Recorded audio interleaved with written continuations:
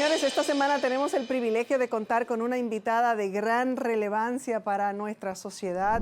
Nos acompañará Fátima Lorenzo, directora ejecutiva de Participación Ciudadana, una organización cívica no partidista que ha jugado un papel crucial en la promoción de la transparencia, la rendición de cuentas y la participación activa de los ciudadanos en la vida pública de nuestro país.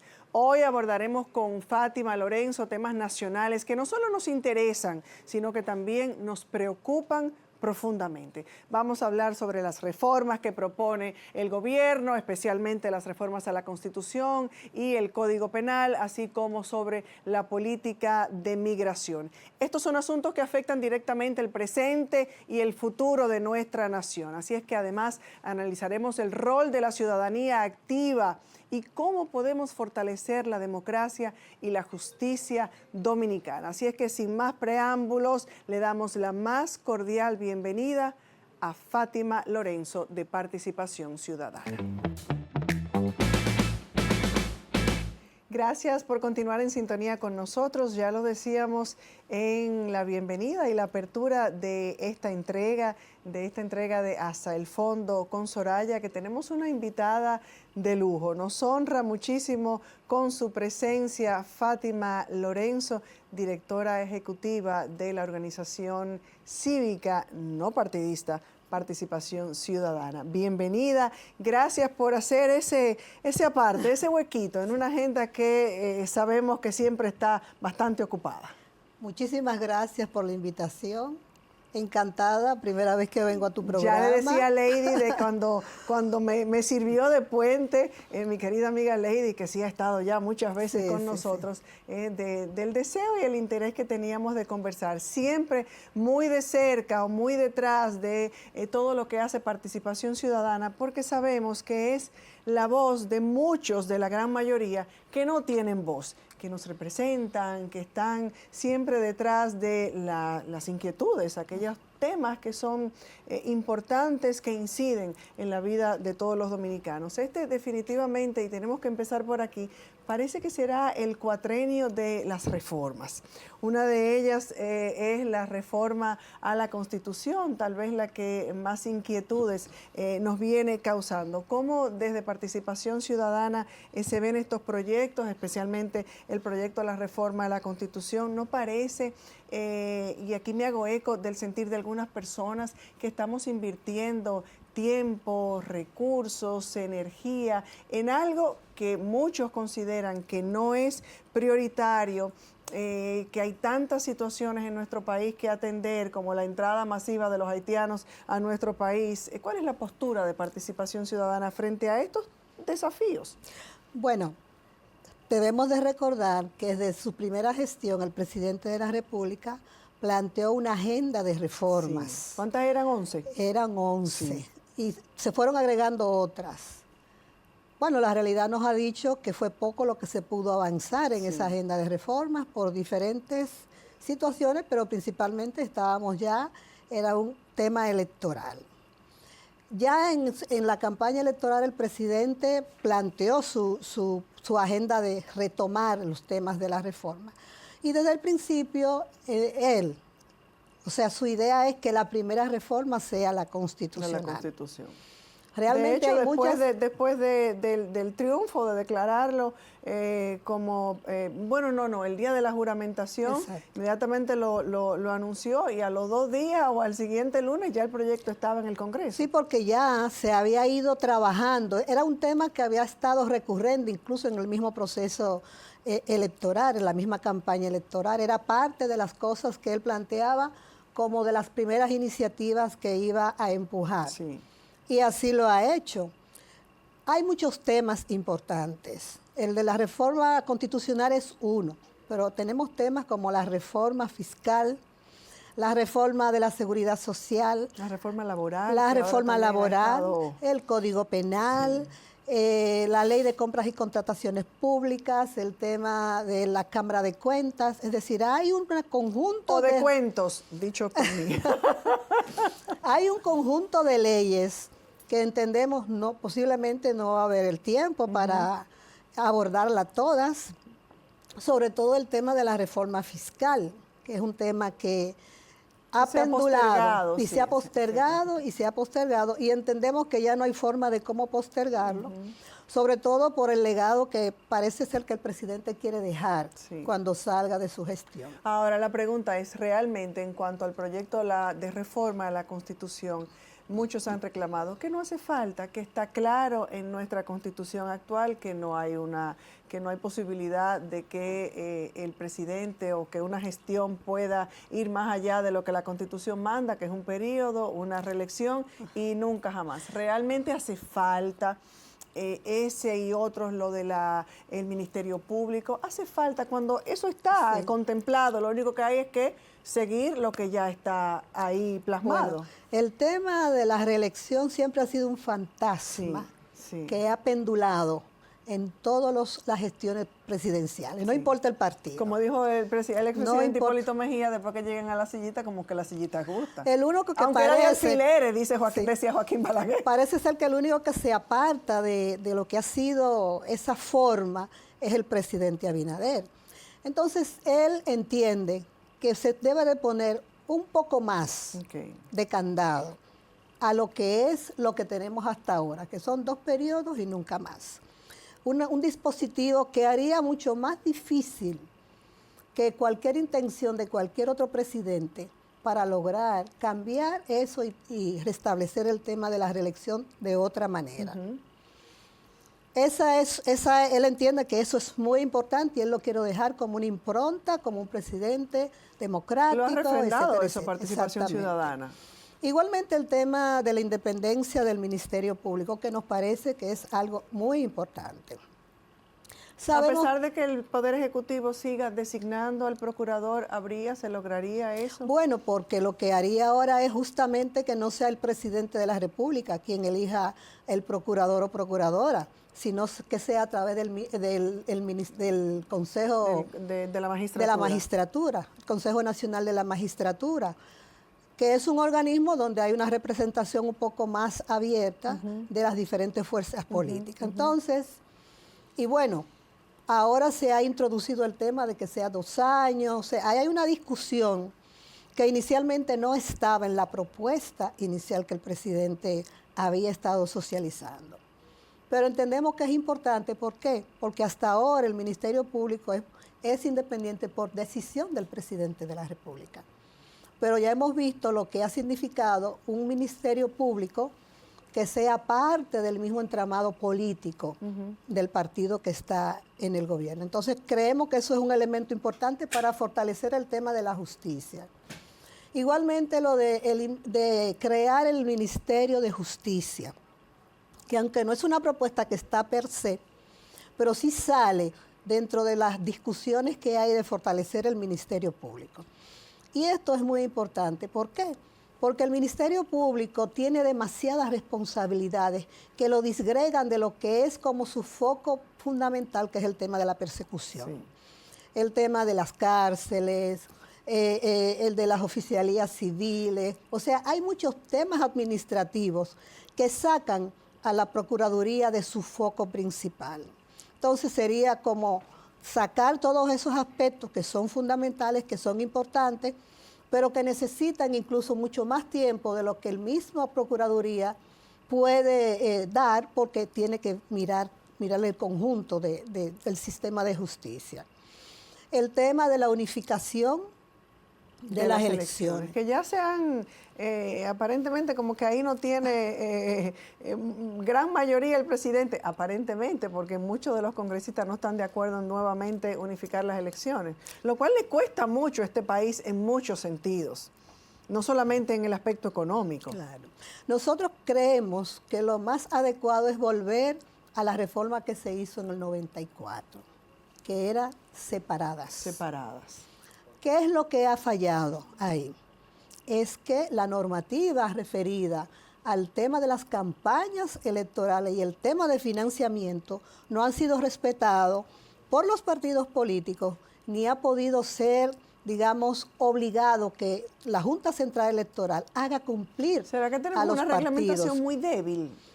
habría que fortalecer esas normas de la campaña. Bueno, se supone que parte de las reformas que vienen ahora está la de la ley de partidos y movimientos políticos y el tema electoral. Y definitivamente en cuanto al tema electoral, las campañas y las elecciones, incluso de acuerdo a Participación Ciudadana, con su informe final después de este proceso recién pasado, es que todavía tenemos mucho que mejorar, es mucho que todavía nos falta.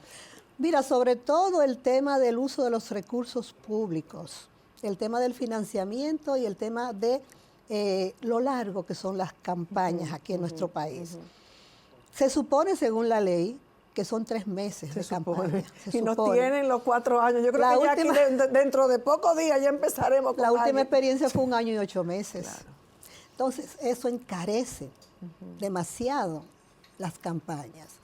El uso de los fondos, ¿de dónde vienen?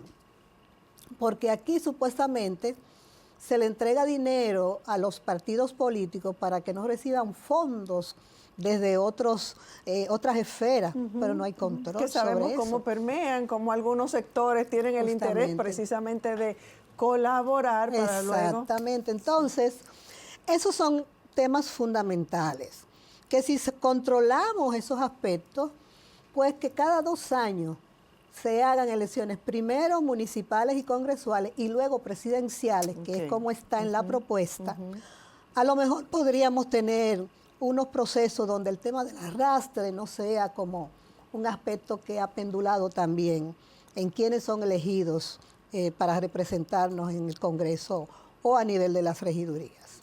Hablábamos hace un momentito de la justicia, la intención del gobierno, del presidente Luis Abinader, de la transparencia. Mencionaba usted la Cámara de Cuentas, que yo le llamo Cámara de Cuentos.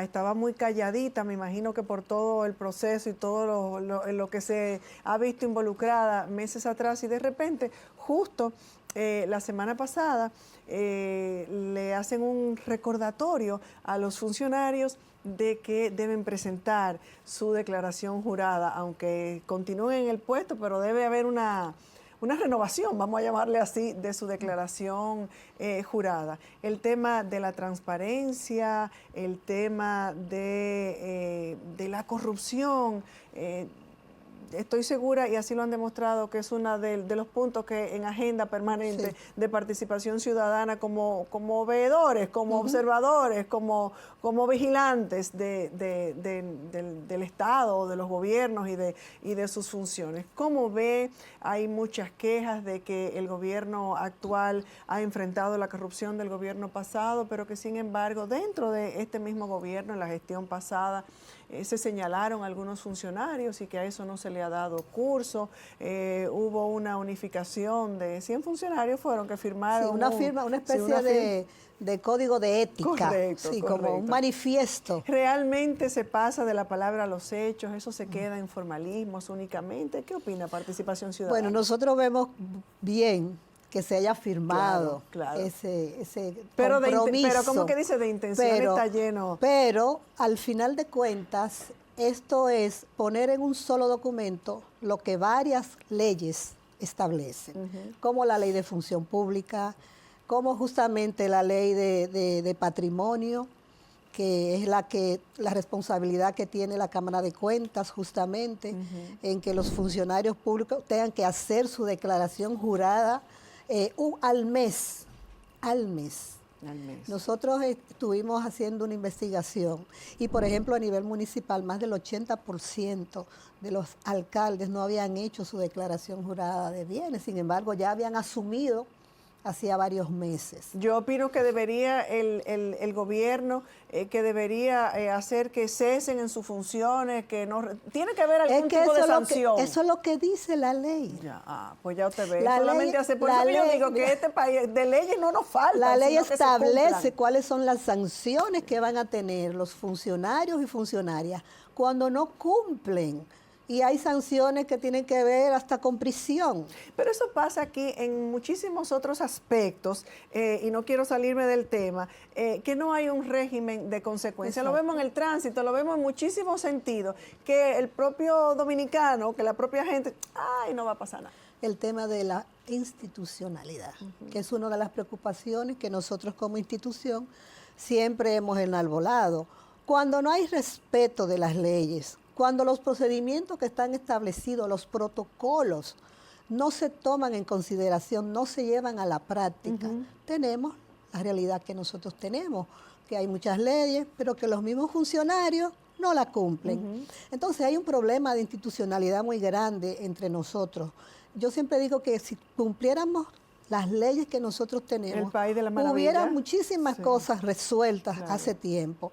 Pero como hay un sistema de impunidad que hace que no solamente los funcionarios públicos, es que la gente en la calle viola los semáforos, tira la basura a la calle, en los ruidos, o sea, hay muchísimos aspectos. Sin embargo, esas son gente que van a otros países, que viajan, que inmediatamente van de se aprenden las leyes. Sí, van por la... ¿Tú sabes por qué? Porque hay régimen de consecuencias. Entonces ahí, por eso ¿Y cómo hablamos. lograremos y cómo llegaremos entonces a eso? Por eso es que tenemos que hablar justamente del tema de la institucionalidad.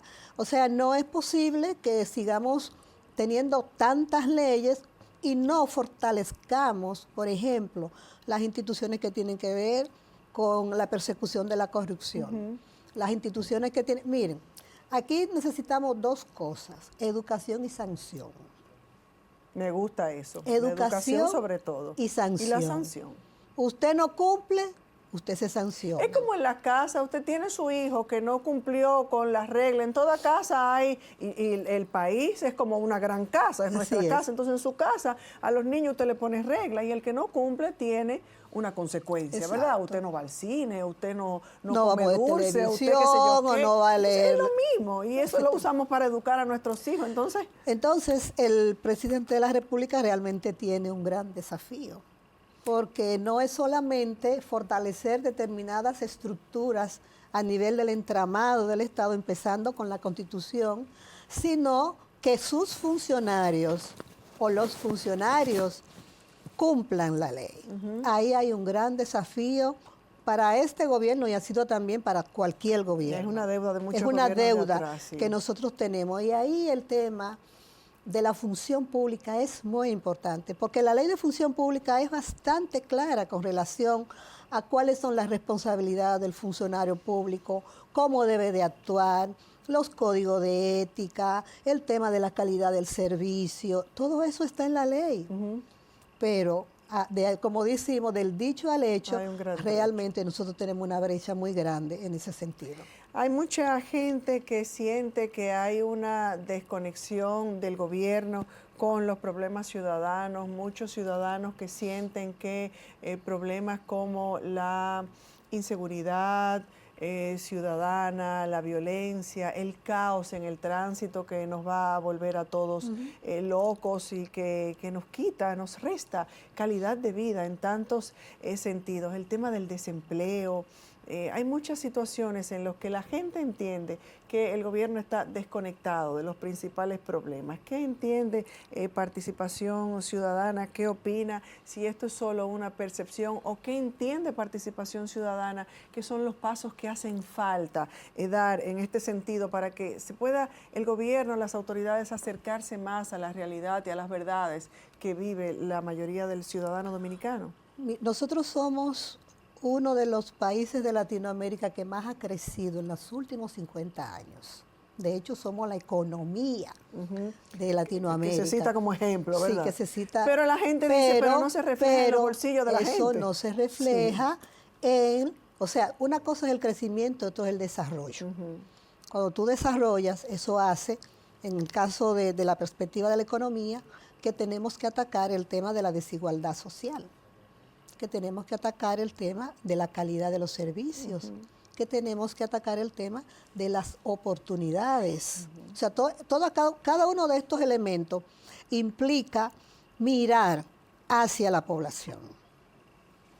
El tema de la desigualdad nosotros aquí el tema de la seguridad social, el tema de la privatización de la salud. Son temas que si no se abordan van a profundizar cada vez más las desigualdades sociales. La desigualdades sociales. Si tú no tienes un buen servicio de salud a la gente,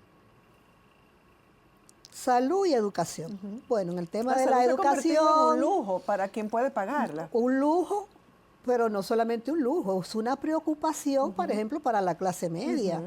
Y eso va desde una consulta, para tú ir a un especialista. Si tú no tienes de 2.500 para allá, 3.000, 4.000, 5.000, 8.000 pesos cobra un especialista por darte una consulta. Y hay que llevárselo en efectivo, con perdón de tantos médicos que yo quiero y que son mis amigos y hermanos, y hay que llevárselo en efectivo. Así es. Porque si no se le lleva en efectivo, yo no sé cuál es, yo sé cuál es el tema, ¿verdad? Pero sabemos, pero...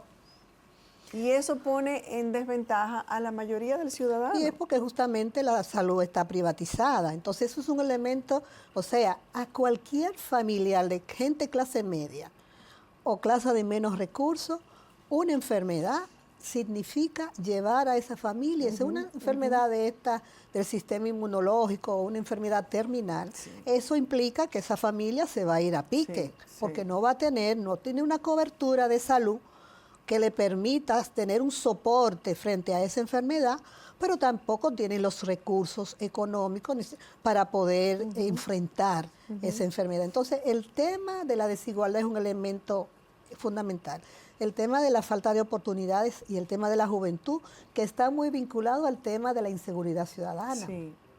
¿Quiénes son los mayores que delinquen? Son los jóvenes, y eso está estudiado. Falta de esperanza, falta de sueños, falta de oportunidades, hay una mucha mezcla de todo. Es una mezcla de todo, pero sobre todo, esos jóvenes no tienen una visión de futuro, no saben qué van a hacer con su vida. Muchos no están estudiando, no tienen trabajo. ¿Qué hacen? Como decimos en el algo popular, buscársela como Dios lo ayude. No tienen oportunidades en el deporte. Yo conversaba con una persona que fue medallista, representó al país en los Juegos Centroamericanos 2016 y ha representado al país en otras oportunidades, ha traído a República Dominicana medalla de oro, ha tenido medalla de plata, nos ha representado tan dignamente, y hoy, no porque eso quiera decir que es una deshonra, está empleada como doméstica en una casa de familia. Con todos sus sueños, yo me erizo, con todos sus sueños en las manos que se le desvanecieron, donde no hubo un seguimiento, donde no hubo un después por falta de recursos, por falta de educación, por un sinnúmero de factores. Falta de oportunidades. Pero es una pena. Falta de oportunidades. Sobreparte a uno el alma. Sí, así es. Entonces, el gobierno como tal tiene muchos retos en ese sentido. Hay avances, por ejemplo, en el tema de la planificación. Hay una visión mucho más estructurada del Estado, de los planes y los proyectos, pero si tú no bajas eso al tema de la calidad de los servicios que el Estado como tal debe de darle a la población, se crea esa brecha de que la gente entiende que no se le están resolviendo sus problemas. Y eso se ha reflejado. Hasta apagones. Sí, y eso queda reflejado, por ejemplo, en la encuesta que hizo en estos días el Ministerio de Economía, Planificación y Desarrollo, donde la gente dice que la democracia no le está resolviendo su problema. Y eso es muy, muy delicado, porque estamos viendo lo que ha ocurrido en muchos países de Latinoamérica, donde la gente, por el tema de la seguridad, vende su libertad. Por ejemplo, eso lo estamos viendo. O que se le importa no poder hacer muchas cosas que quiere, garantizándole otras cosas. Entonces, tenemos también esa crisis de la democracia en nuestro país, que incluso en encuestas que se pusieron y que se mostraron durante el periodo de campaña, a pesar de que el hoy presidente en su segundo mandato siempre quedaba por encima, se veía el disgusto y la preocupación de la gente en esos temas sensibles que estamos mencionando. Ahí quedó reflejado en las encuestas más importantes o creíbles que se presentan en nuestro país. Sí, porque el tema de, por ejemplo, el alto costo de la vida y el tema de la inseguridad salen como problemáticas fundamentales de preocupación en la gente en las diferentes encuestas que se han hecho. Sobre todo las madres que quedan con el corazón en la boca cuando tienen un hijo en la calle. Sí. Y mira que, por ejemplo, todo el tema de las políticas sociales se ha ampliado muchísimo en términos de que, por ejemplo, a los niños a nivel de la educación, el hecho de que una cobertura ya prácticamente casi universal es un elemento muy importante, que tengan sus libros, que tengan su blusa, sus zapatos. El tema de la alimentación, de que puedan almorzar en la escuela, que le eleva su calidad de alimentación, que también son cosas importantes. Pero es que para que la gente sienta que su vida está mejorando, es un conjunto de cosas que tienen que darse. Por supuesto. Este es el tema de la seguridad ciudadana. Nosotros hemos cambiado nuestros estilos de vida por el tema de la inseguridad ciudadana. Yo no me atrevo a salir de noche sin saber exactamente para dónde voy, quiénes van a estar ahí, cuál es el ambiente en el que voy a estar y a qué hora me voy a ir de ahí, porque muchas veces yo no ando con otras personas. Entonces, tú no te atreves a sentarte en un parque a ninguna hora, porque tú no sabes. Tú no te atreves a andar con una cartera ni con un paquete en la calle. O sacar el celular en la calle. O sacar el celular en la calle. Entonces, eso ha modificado la forma, el tema de la violencia intrafamiliar, los feminicidios. Es un tema muy pendiente. Nosotros tenemos aquí en nuestro país cómo el sistema de prevención con el tema de la violencia intrafamiliar y de género todavía tiene muchas debilidades a pesar de los esfuerzos que se están haciendo. Entonces, un conjunto de aspectos que tienen que ir mejorando de forma continua y de forma paralela para que el ciudadano, para que la ciudadana sienta que es real y efectivamente nuestro país, que ya está como un país de clase media, pues sus ciudadanos están recibiendo el beneficio. Ya estamos llegando a ser, como decían algunos expresidentes, el Nueva York chiquito o el Miami chiquito. Bueno, como lo dijo un expresidente, el Nueva York chiquito. Llegaremos a ser el Nueva York chiquito y después otro dijo también el Miami, no sé si fue el mismo expresidente Fernández. Llegaremos a ser, tiene su lado positivo, tiene otras cosas negativas, pero yo no creo que estemos todavía al nivel de ciudades o de países tan desarrollados. Y lo vemos, lo acabamos de citar. Sigue siendo preocupación el tema de la educación, la inseguridad.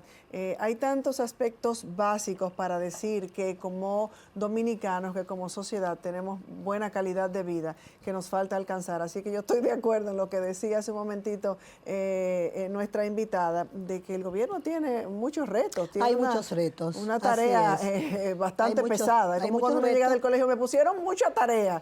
Tiene mucha tarea. Sí, hay muchas tareas. Y eso implica un gran compromiso de los funcionarios que están en los diferentes ministerios, porque es a través de esos ministerios y de las políticas públicas que se definen que puede llegar, digamos, las soluciones a los territorios.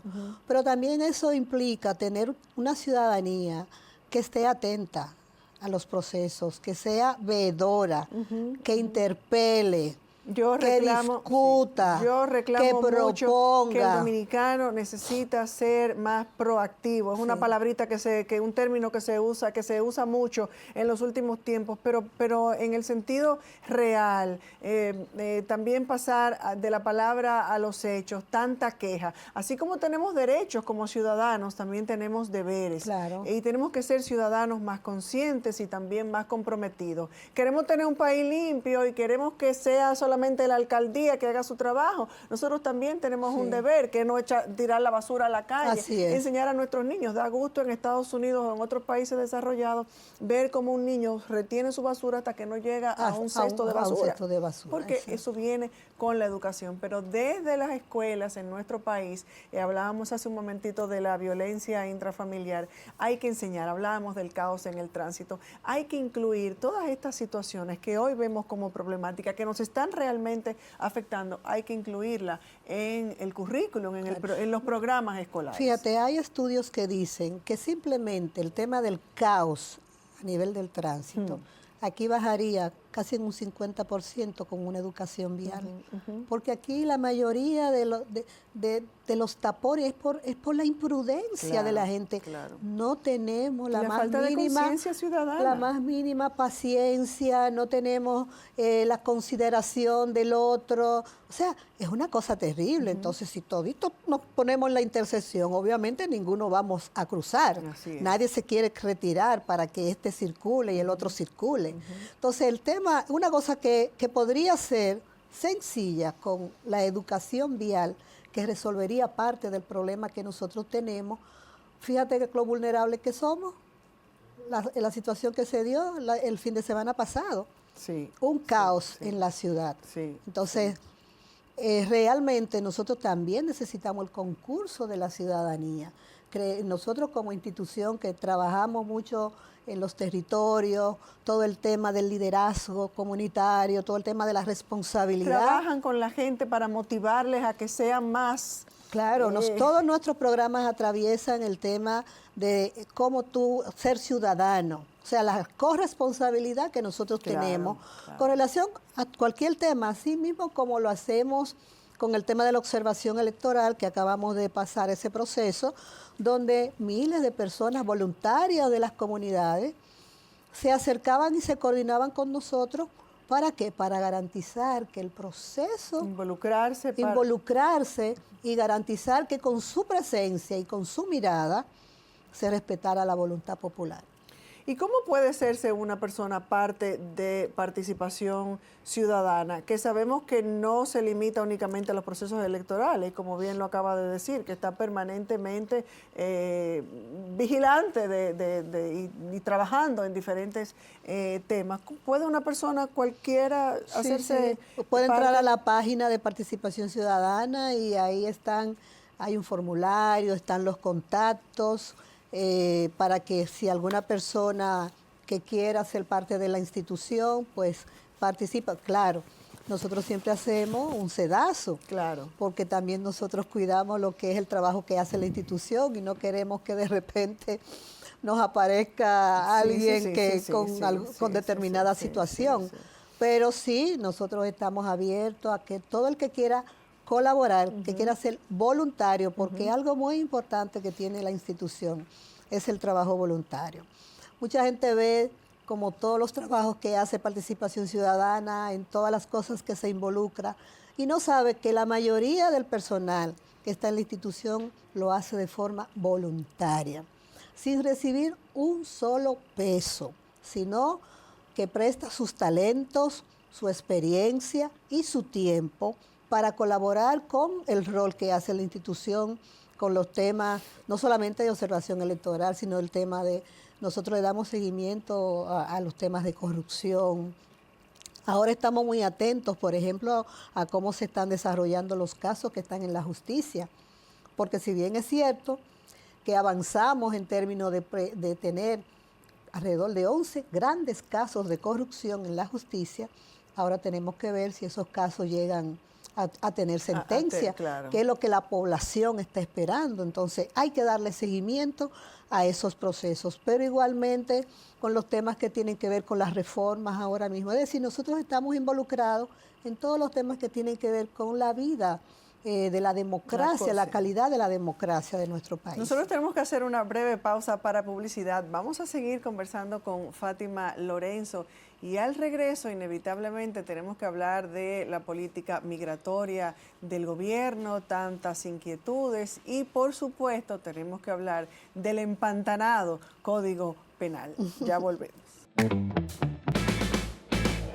Gracias por continuar en sintonía con nosotros hasta el fondo con Fátima Lorenzo, directora de Participación Ciudadana. Y antes de irnos a la pausa, decíamos que nos toca hablar del empantanado Código Penal, detenido por el debate de las 3 causales y el empeño en despenalizar el aborto. ¿Cuál es la posición de Participación Ciudadana ante este estancamiento legislativo? Y si es posible que podamos avanzar ante algo que es necesario, tener un código, como dicen los expertos del tema legal y demás, y toda la sociedad ajustado a los nuevos tiempos. Si es si habrá manera de poder salir de este tapón, logrando quitar todos los obstáculos.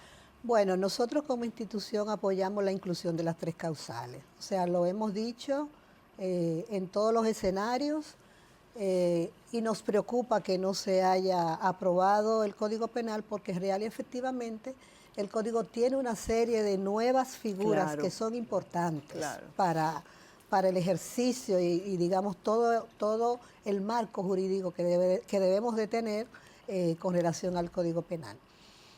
Nosotros no estamos de acuerdo con esa dicotomía que unos son pro vida y que otros no son pro vida. O sea, eso es un prejuicio que se ha tratado de establecer cuando real efectivamente todos estamos aportando a la vida. Nosotros aportamos a la vida y a los derechos de las mujeres. Y no indica esa misma Constitución de la que hablamos que está contemplado que la protección a la vida, que los médicos dominicanos tienen el lineamiento a seguir cuando la vida de una madre corre peligro y proteger la vida de ese bebé. Yo me declaro pro vida, si es la manera correcta o no de llamarse, en el sentido de defender la vida y de que alegremente una persona no pueda disponer de la vida de un ser inocente. Lo primero es que las 3 causales plantean situaciones muy específicas. No estamos hablando del aborto en toda su expresión y como quieran las personas. Estamos hablando de 3 eximientes muy específicas y bajo la prescripción médica. Lo primero es cuando la vida de la mujer está en peligro. Sí. Muchas veces dicen que los médicos pueden tomar una decisión al respecto, pero entendemos que es la mujer la que tiene que tomar la decisión. El médico tiene que darle la información, crear las condiciones, pero es la mujer la que tiene derecho a decidir si sigue o no con ese embarazo, que es una gran diferencia, porque nosotros estamos hablando de la perspectiva de la mujer como sujeto de derecho. Obligar a una niña a sostener un embarazo producto de un incesto o de una violación, eso es algo inhumano. Nosotros tenemos muchísimos casos de niñas que y personas adultas que la obligaron a tener a llevar un embarazo donde su hijo, su hermanito, su sobrino.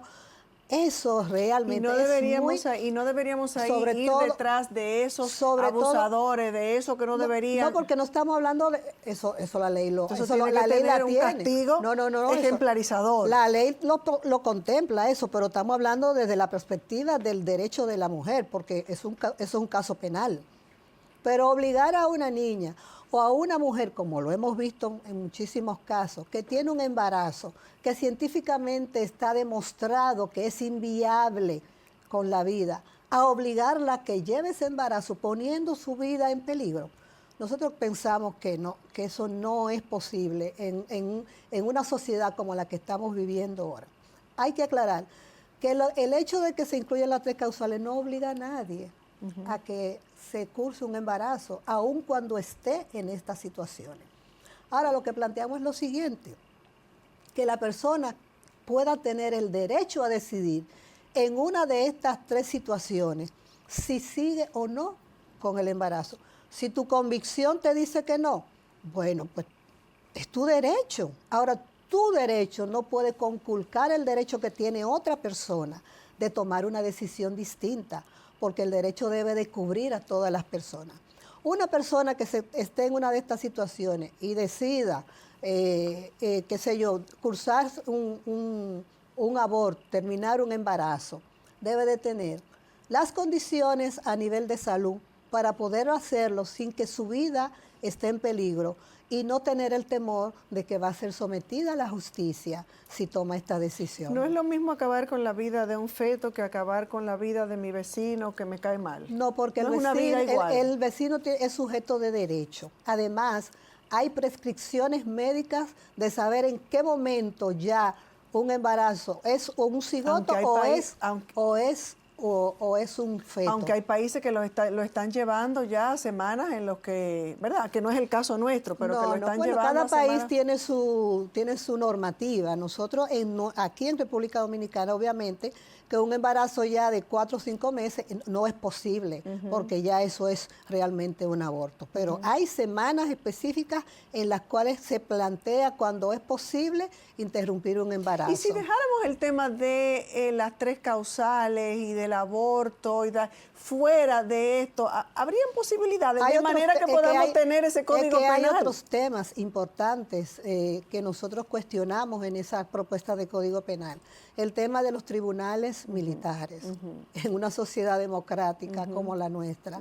El tema de la discriminación, que abre la puerta a tú discriminar por lo que sea. Sí. Aunque se quitó la palabra no sé qué, eso abre la puerta para cualquier tipo de discriminación. Una sociedad tan diversa como la que nosotros tenemos y donde todo el mundo tiene derechos fundamentales que respetar. Sí, estoy de acuerdo. El tema de castigo a los niños, que todas las organizaciones que tienen que ver con los derechos de las niñez han tirado el grito al cielo porque ven que esto puede y de alguna forma justifica el tema del castigo, algo que ya hoy en día hay muchas formas de tú corregir los niños, donde el tema de la violencia no sea como uno de los aspectos fundamentales. No estoy de acuerdo nunca con la violencia, lógicamente, con el castigo físico a los niños. Sin embargo, esa crianza respetuosa que tanto nos estamos oyendo, yo que ya soy abuela,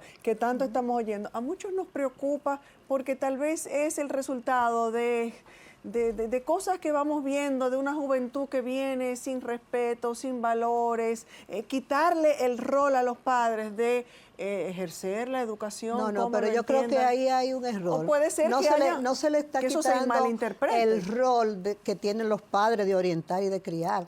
Pero no podemos justificar la violencia física. No, claro, pero no se puede luego eso utilizar como para tal vez el temor de esas instituciones o voces que han salido bueno, lo que estamos hablando es de la posibilidad de que hayan expresiones de violencia física. Nunca vamos a estar de acuerdo con eso porque justamente algo que nosotros tenemos que trabajar en nuestra sociedad. Somos una sociedad violenta. Con mucha violencia. República Dominicana. Hay mucha violencia que está naturalizada. Ese tema de la violencia se aprende en las casas. Efectivamente. Los muchachos, los niños no son lo que decimos, sino lo que ven. Lo que aprenden, primero inicialmente en el núcleo familiar, pero luego en la escuela, en las leyes, en los medios de comunicación, las mismas religiones.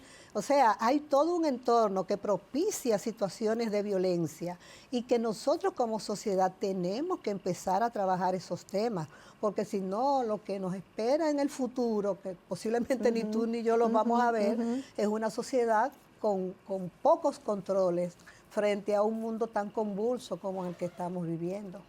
Así es, lamentablemente el tiempo en televisión como que vuela, dice Carlos Briceño por ahí que sí, definitivamente el tiempo vuela, pero no puedo despedir el programa porque esto es hasta el fondo, sin preguntarle a Fátima Lorenzo si hay algún momento en tu vida o una experiencia que te haya marcado profundamente, que se haya manifestado y que haya reafirmado este compromiso que muestras por la defensa a los ciudadanos. Bueno, yo siempre, desde joven, estuve siempre involucrada en los clubes, en mi barrio.